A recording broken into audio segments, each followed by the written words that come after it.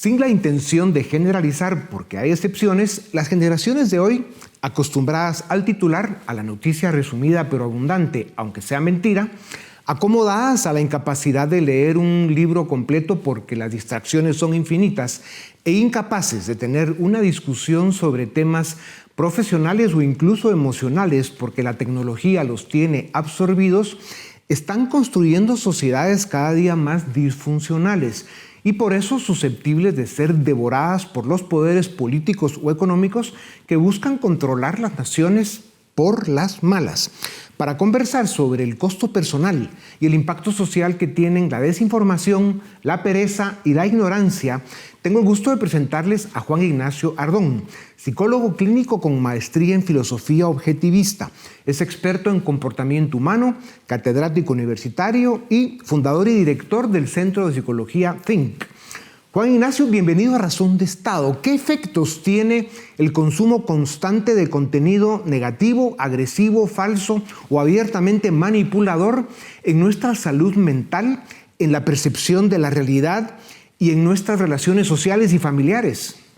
Por supuesto que es fácil de deducir que tiene un efecto importante, pero sobre todo va a tener un efecto curioso, que es el más preocupante, que es un efecto en donde no nos permite de alguna manera hacer buenos razonamientos, hacer juicios correctos, en donde se, nos llenamos más de información que nos pone en una situación menos alejada del conocimiento y más apegada a riñas entre personas, a riñas entre opiniones, a riñas entre más posturas basadas en mitos, creencias, y eso por ende nos lleva a aspectos mucho más emocionales y más aptos para dividirnos y más aptos para que aparezca justamente manipulaciones que nos dividen en buenos y malos, y obviamente siempre creyendo que uno está en el lado de los buenos y los otros son los malos. Ya.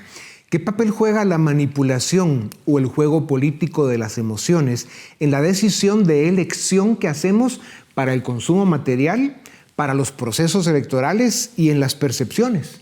Lamentablemente juega un papel crucial. De hecho, es la forma de influir en ámbitos sobre todo electorales o sobre todo políticos, ¿no? ¿Y por qué? ¿Por qué? Porque obviamente tenemos mucha tierra fértil en eso. Es decir, las personas están siendo muy susceptibles a la manipulación y es increíble, independientemente que lo analicemos éticamente, los asesores políticos hasta ponen en postura que si no hay manipulación no hay ganancia. Entonces, ¿y por qué? Porque obviamente el público, el receptor, es altamente manipulable en la medida que considere sus emociones como fuente de conocimiento. Y eso es algo que lo aprenden desde muy pequeñitos. Es decir, si lo que siento es respuesta a la verdad, no si lo que razono, no si lo que investigo. Y obviamente como cada vez más es difícil investigar y poder discernir entre qué es correcto y es incorrecto, es muy fácil que apelen a nuestras emociones y que operemos en base a ello. Wow. Juan Ignacio, cada día sentimos tener menos certeza sobre el futuro y esto produce sentimientos de ansiedad y estrés en la sociedad. ¿De qué manera la ansiedad e incertidumbre sobre el futuro afectan nuestra predisposición a aceptar soluciones fáciles o radicales como las que ofrecen los movimientos populistas o autoritarios? De hecho, yo insisto en que nosotros tenemos eh, poca certeza o incertidumbre hacia el futuro. Desde el punto de vista psicológico es una clara señal de un tema de autoestima. No es necesariamente un tema general. ¿A qué me refiero? Es un tema individual en donde no confiamos claramente en nuestra mente, no confiamos claramente en nuestro criterio, y a medida que un humano no tenga autoestima es altamente susceptible a ser influenciado. Porque el populismo, por ejemplo, genera dos condiciones psicológicas muy importantes. Me da una connotación de evasión, es decir, me permite la fantasía de evadir la realidad, que creo que no puedo lidiar con ella, y esa es una señal clara de baja autoestima. Y también me da una connotación de salvación, señal clara también de baja autoestima, donde no soy yo el que debo salvarme y hacer trabajo individual y personal, que no quiere decir que sea siempre sea fácil, pero que ese es el trabajo fundamental, sino que otros van a salvar y hacer el trabajo por mí. Y en la medida que yo tengo esa connotación, voy a tener mayor incertidumbre. Una persona con alta autoestima sabe que no se preocupa por lo que no puede controlar, se preocupa y ocupa de lo que controla. Claro. ¿Pueden y deben los ciudadanos desarrollar sentido y pensamiento crítico frente a la manipulación emocional en discursos políticos y la propaganda que buscan nuestro voto o nuestra decisión de consumo? ¿Cómo se hace? ¿Cómo se logra esto? De hecho, eso es exactamente lo que deberíamos de promover. Y deberíamos de promover que no quiero hacerlo muy extenso, pero deberíamos de proponerlo desde los niños, por lo menos en los ámbitos universitarios. El razonamiento crítico tiene 4 premisas que son fundamentales que yo considero que serían el veneno para cualquier manipulación, aniquilarían cualquier posibilidad de populismo, ya no hubiese esa tierra fértil. Número 1, el razonamiento crítico es saber que toda verdad debe ser probable.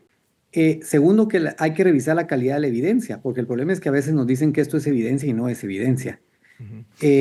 Esta cuarta postura, tercera, perdón, de que algo que dice una autoridad o una supuesta autoridad o un sujeto, por más intenso y fuerte que lo diga, no necesariamente dice la verdad. La verdad no es automática, la verdad se tiene que encontrar, se tiene que descubrir. Y la última, que es la más importante, un ser humano no manipulable tiene que tener una mente activa, y ahí es donde nosotros podemos entonces hacer una distinción entre lo que me están diciendo que es correcto y lo que no. Pero tengo que hacer un esfuerzo individual. Yo siempre insisto que el esfuerzo debe ser individual y ese va a generar después la influencia colectiva, digamos. Claro. Para concluir, Juan Ignacio, brevemente, según la encuesta anual de WIN para 2023, que entrevista a gente en 39 países del mundo, el 79% de las personas dijeron experimentar estrés a diario en diferentes grados y que esto ha provocado desde problemas familiares y aumento en costo de vida hasta conflictos políticos o incluso guerras por las dinámicas que esto produce en las sociedades. El porcentaje que afirmó vivir en crisis constante es alto.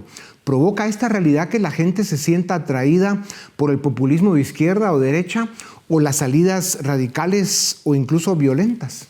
Sí, por supuesto que sí, pero obviamente son la combinación de 2 factores que ahí generan la tormenta perfecta, ¿no? Esto que estamos hablando, que es el factor de malestar.